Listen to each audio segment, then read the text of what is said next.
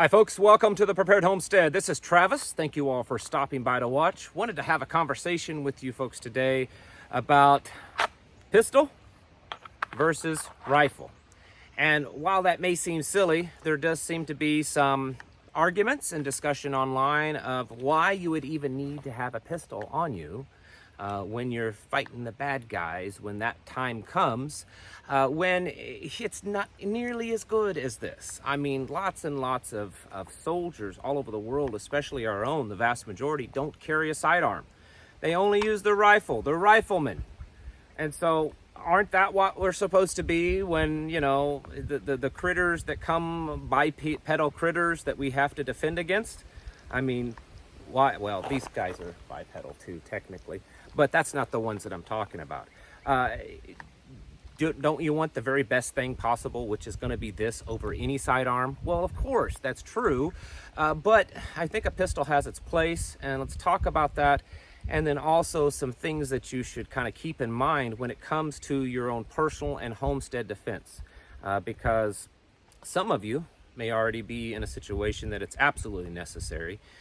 Most all of us will face this at some point in the future, and every one of us should be practicing these things anyways, because you just never know. And if you wait until the bad stuff happens to get yourself ready, well, it's too late then. It's too late. That's why we prepare ahead of time. So I advocate carrying a sidearm at all times. In fact, when I get up in the morning, before I even leave the bedroom, I'm strapping this thing on. And it stays on me until I go to bed at night. And when I'm in bed, it is within an arm's reach, very close by, as well as maybe one or two other things. Who knows? I'm not telling you all the details, but the point is that it's on me at all times. Does that make me paranoid? Does that make me fearful for my life and for my family's life? Of course not. I spend the vast majority of my time on our property, and I deal with occasionally snakes that are venomous. I deal with critters that try to kill my chickens and ducks and geese and turkeys. I deal with larger critters that want to eat my sheep. And so I need to be armed at all times, because it's happened several times that I've actually had to use it to protect my animals. I also know that there's a chance, while it may be more slim living out like this, there's still a chance that danger could come to my family. And so I want to be ready at a moment's notice, because living out like this, I can't call the police and expect them to be here within a few minutes. And the truth is even if you live in the city, you can't call the police and expect them to be there in a few minutes. In fact, the Supreme Court ruled many years ago that the police have no obligation, no legal obligation to actually protect you. Their only obligation is as a reactionary force to go and investigate and to help prosecute the criminals. So they're not even there to technically protect you. The whole protect and serve thing isn't even supported by the judicial system. So you need to protect yourself. That is your obligation. It is your duty to protect you and your family. And so I advocate carrying a sidearm, because it is the quickest and easiest way to do that.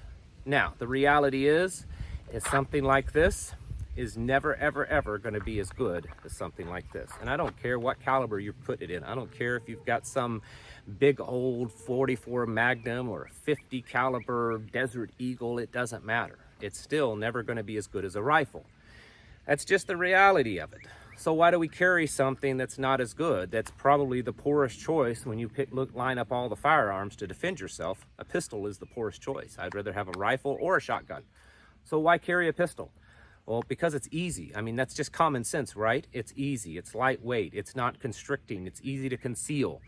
You can carry it and you can go about your daily business using a pistol and not have to be too interfered with by something like this. And for those of you that's ever carried something like this for a job, you know that no matter how used to you get with it and how good you are with it, it's always in the way. It's always hanging on stuff. It's always into things, poking things. It's uncomfortable. But I still think that we should carry these as often as we can too. But pistols, they have their place, and I would advocate that. Now, the argument might be, well, what if we have to go into Minuteman mode? What if we have to strap on our gear and really go out and face real threats, not just possible threats? Does a pistol have its place there? I think so, because a pistol can be used in transitioning. If you have a malfunction, you can transition. If for some reason you've set this thing down Maybe you're doing something and you've set this down and the fight comes to you. Most people aren't setting their pistols down. So you have this to get to this. In fact, that's the really big purpose of having a pistol, is to use it as a tool to get to this. You really shouldn't be more than about 3 to 5 seconds away from something like this. Now that sounds pretty ridiculous because most of you are probably thinking, what are you talking about? I have a job to go to. I have groceries to go and get. I have a life to live. You know, I'm not gonna be walking around carrying this all the time. I understand you should carry it at least occasionally so that you can get used to it, but at the very least, on your homestead and probably your vehicle, if you're able to have something like this so that you can get to it in times of trouble. Now understand that I get it, that not everyone lives in a war zone right now. Some of you might, but not everyone. But we're not just talking about the places that are war zones in America right now. We're also talking about the future war zones that could very well be coming to our shores, whether it's just increased violence, random immigrant violence, or an actual World War III. Could be civil war, who knows? And you need to be ready for that. You're out on your property, you're gardening, you're taking care of your goats, your sheep, your cattle, you're fixing the fence, you're working on your truck, and danger comes your way, and all you have is this, then you may not last very long. And it's not about the magazine capacity. You could have 3 or 4 magazines with you. The fact is it's not very accurate, even under the best circumstances. Even folks that have trained with this their whole life, in a heated combat situation, your accuracy is going to plummet. I can guarantee you that's going to happen. You have basically 1 point. I mean, yes, you can, have 2 points with both hands, but the accuracy just isn't there. It's not capable. The firearm isn't capable of being as accurate as something like this. It's also not as capable of putting enough power downrange to take out targets in a faster manner. A lot of people nowadays are going to be wearing body armor, even soft body armor. And a lot of soft body armor will stop most pistol rounds also. So you may not be in the fight very long if the only thing you have is a pistol. Your pistol should be to get you to this. If you're out in the garden, if you're working on your truck, if you're doing different things on the property, it's not a bad idea to take something like this with you. If you have to take it off to do something, make sure you have a designated place that you know where it's at, so that if something happens, you can get to it quickly. 3 to 5 seconds is what you should be able to get to, because I can tell you, in 3 to 5 seconds, you will have unloaded easily the first magazine, and even if you're really, really fast, in 3 to 5 seconds, you could go through a couple of magazines if you're fast at changing out mags. So you need to make sure that you have a rifle at hand. You need to make sure you have enough ammunition for the rifle also, and for the pistol. Most people say that 7 rounds is an adequate loadout for a rifle. And the more and more I talk, the more and more I listen, the more and more I see examples, it's not adequate. I would say at the minimum, probably 13 magazines for a rifle would be a minimum loadout. But, are you carrying that all the time with you? Of course not. Having some type of vest or bandoliers nearby wouldn't be a bad idea. Have them stored away in your vehicle or at your house somewhere that you can easily get to them. I know a lot of people don't have a lot of money, and so buying one rifle like this may be a lot for you, even though you can get these now for about $500 on Palmetto State Armory if you're interested in them, at around a $500 deal or so. It fluctuates. You can go to a link in the description below and find one to Palmetto State Armory. But while I'm not an advocate like I used to be of just having gun collections just to collect them, I am an advocate of having a few different tools sitting around the property. If you have a barn or a workshop, having one out there, having one in your vehicle, having 1 or 2 in your house, not just for you, but also for your family to use, but also so that you can get to them as quick as possible. Yeah, I know. Some of you are rolling your eyes and saying this is very extreme paranoia stuff, but you won't be thinking that when the firefight comes to you, or when you start hearing about firefights come to other people. You're going to think, I wish I had been a little bit more prepared. This here is a 5.56. I would not probably go into battle with anything smaller than a 5.56. If you're convinced that your .22 rifle is going to be good enough for battle, then I don't know what to tell you, but I'm pretty confident that you're going to be mistaken when it happens. I wouldn't go with anything less than this. You want to make sure that you're quick at moving and not worry so much about quick at shooting.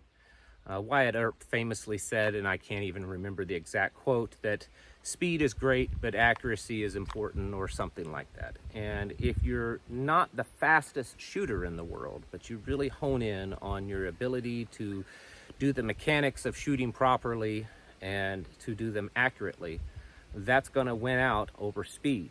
Because the guys that are focusing just on speed, a lot of times aren't that accurate, especially when bullets are coming back at them.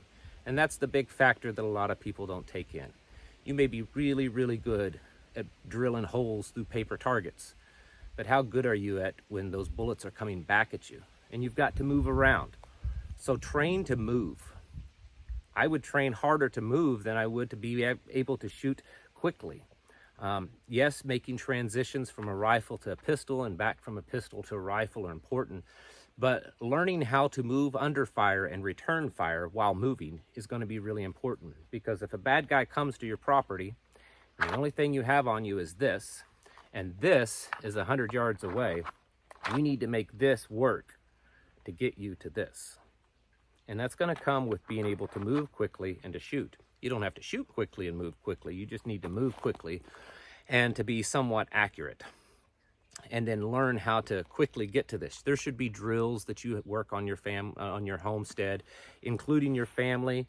Maybe your wife is inside and she's cooking dinner, or she's taking care of the children, teaching them school, and you're out on the tractor or the mower, or you're working on the truck or the tractor.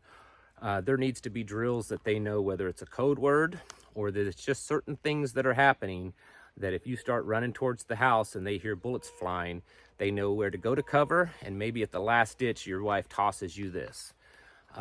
Whatever you decide to do, you should be drills that you and your entire family are involved in. Remember that odds are, and this is the old Murphy's Law, for you guys and gals that's my age and older, you know what I'm talking about. You young kids probably don't. You can Google it and find out what Murphy's Law is. But Murphy's Law is probably going to tell you that if this type of scenario that I'm speaking of should ever happen to you, it's going to happen in the most inopportune time. It's going to happen where you're bent over in the garden, your mind's somewhere else. Maybe you got your headphones in and you're listening to music, or you're underneath the truck and you're mad at it and you got oil in your face and you're sweating and you're miserable, or you're dealing with the children and they're screaming and they're crying and they're not listening to you, or you're trying to take care of an animal and bent over trying to deal with it, and that's when bad things happen. Or you're asleep. Everyone's asleep, and that's when bad things happen. We need to train for that. If you're a few hundred yards away from your home and you're doing something out in the field, what's your plan to get back to it? Let's just create a scenario. You're out in the back 40 acres. You can see your home. You can kind of hear things from a distance, and all of a sudden you see a truck pulls up. Your wife and your children are in your home. You see that truck pull up and you start hearing shots fired. What are you going to do? What's your plan to get there as fast as possible? What's your children and your wife's plan if something like that happens and you're away from the home? Have you talked about that? Do you have a plan for that? Because you should. Do you have some form of weapon as you're approaching your home, because there's bad people attacking your family, to defend yourself and to defend your family? If your only weapons are inside the home where they're at and you're outside, that's not a good scenario. This is why, again, I advocate having stashes throughout your property, whether it's a pistol or a rifle or a shotgun, so that you can grab that and engage and have a plan to get them to safety. This is something that a lot of people may not think about. They don't think about it because we live in a safe environment, for the most part. We don't think about it because we've never had to do that before, most people. And so we're focused on growing our tomatoes. We're focused on raising our sheep and our goats and chickens and putting up fences and repairing roofs to the barn and trying to work out that rain catchment system, or how to get water out of this creek up to your house, or turn this water flowing in this creek into electricity. Those are all excellent things that we should be focused on. Far too little time is focused, I feel, on defending all of those things, and especially the things that's most precious to you. A lot of times we don't think about that because it either makes us uncomfortable, maybe scared, maybe it's thinking about it, we realize that we're inadequate, or at least we feel inadequate to do the job to protect. Or we think if we think too much on it, then we're going down some crazy rabbit hole that's kind of bordering on insanity, because that's probably not going to happen. Well, we don't know. It has happened before in this country, and it's most definitely happened several times in other countries when things start falling apart. And history does repeat itself. There's nothing new under the sun. And the way that this country is going right now, I'd say that we have an increased probability every day of you and I or someone else finding ourselves in a situation where this and this is going to be really necessary to defend ourselves and our homestead, whether it be from foreign invaders, from cranked out, doped up thugs on the streets, illegals that's coming in to take over and steal, or our own government coming to haul us away and to do bad things to us. We should be prepared for all of those. And being prepared for that is having the adequate tools on you, and tools that you know how to use. So yeah, I think a pistol is necessary, and I think it's a good battle tool. It's not going to be my primary weapon. If I find myself in a real firefight, I hope that I don't have to use a pistol, because I know that it's going to be inadequate. But it is something that can help give you a little bit of cover fire so that you can get to a place that you can either repair your rifle or find your rifle or get out of there. It's definitely not a tool that I would use to fully respond to an aggressive force. It's something I would use to get you out of harm's way, one way or the other, and to either a safe place or a better tool. Learn how to use your tools. Focus on your rifle. Yes, we focus on our pistol because we carry it all the time, and especially when we're out in public, that's going to be the primary tool. But you need to put a lot of focus on your rifle, transitions from pistol to rifle and back, and learning how to move and shoot. Move quickly, shoot accurately. That's going to be very important when the day comes that you find yourself using these to defend yourself and your family. It's not a joke. It's not fear porn. It's not any of those kind of things. It's a reality that a lot of people in human history have faced, and I'm afraid a lot more people in the future here in the United States are going to face also. It's time to get your houses in order, folks, and to prepare yourselves mentally, physically, and spiritually. Thank you for watching, and I'll catch you in the next video. Folks, we are living in uncertain times where chaos seems to be around every corner. With wars and rumors of wars, economic collapse, pandemics, and more, we should strive daily to become more prepared mentally, physically, and of course spiritually. Please check out My Patriot Supply for all your preparedness needs.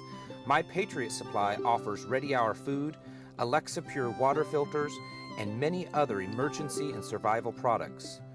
My Patriot Supply is an American-owned company, run by Americans, producing American-made food.